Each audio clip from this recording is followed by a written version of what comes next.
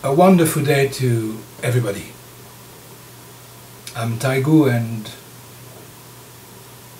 we are just sharing a tree leaf time.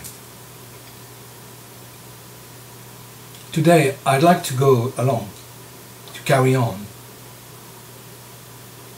and talk a bit about genjokoan.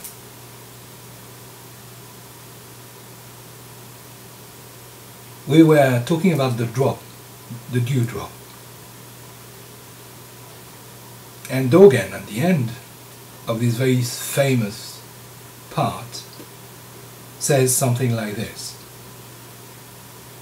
enlightenment doesn't divide you, just as the moon does not break the water. You cannot hinder enlightenment, just as a drop of water does not hinder the moon in the sky. The depth of the drop is the height of the moon. Each reflection, however long or short its duration, manifests the vastness of the dewdrop and realizes the limitlessness of the moonlight in the sky.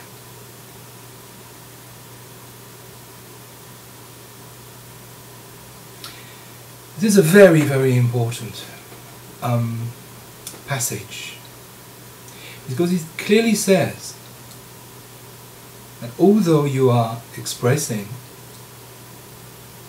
this beautiful moon,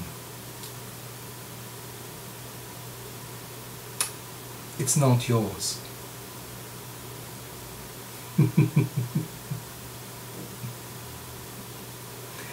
I laugh because, you see, you cannot take pride. You can't just put your paws on it and say, "Shao, it's for me." That's a tremendous amount of freedom, isn't it? You are bearing the moon. The moon is shining out of you, but precisely, you can't claim ownership. Would you be able to claim ownership? Well, there will be a self left. Somebody to own something. So, truly, sorry guys, impossible to take it for yourself. And once more, when you practice, you can't see it. You can't admire it. You can't enjoy it the way we are used to enjoy things. When you think about it, we always enjoy things out of a dual relationship. We've got to be separated in order to reach out. We have to be able to say, this is me, this is this, in order to be able to taste, touch, feel.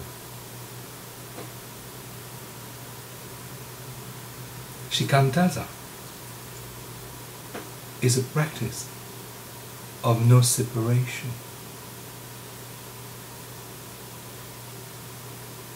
There's nobody left to taste, touch.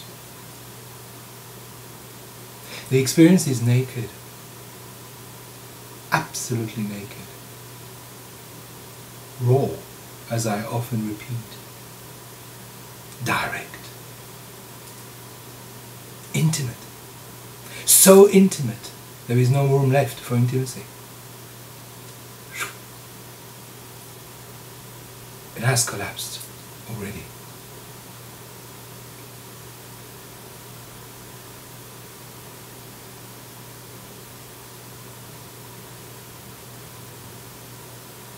You may see this moon shining in others. That's why some of us practice inwardly or outwardly sometimes a form of deep respect Gasho, pi, sampai, 3 pi. We bow. Why do we bow? We're lifting the feet of Buddha with our hands, but also we bow because in the activity of bowing, we recognize instantly that activity of enlightenment all around us.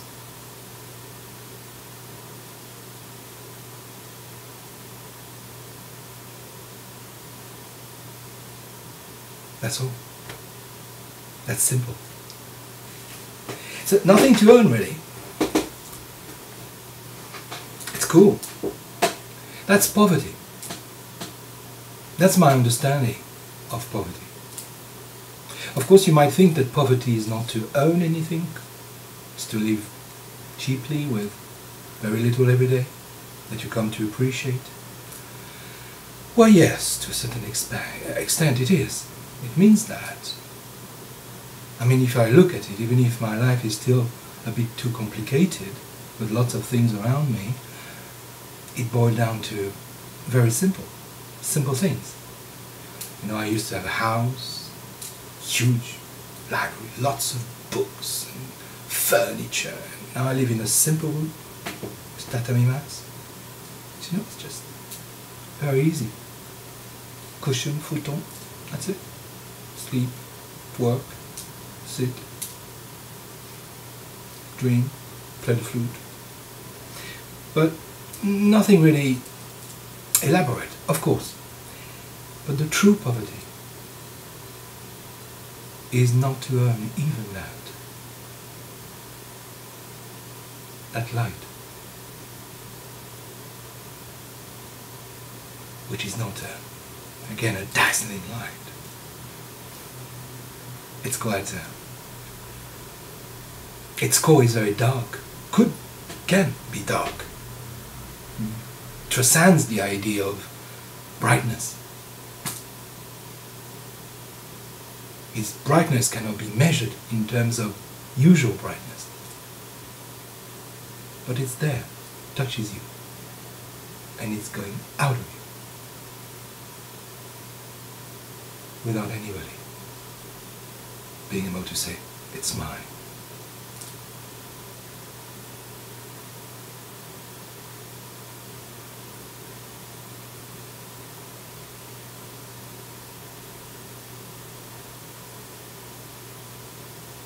The silence itself, is it?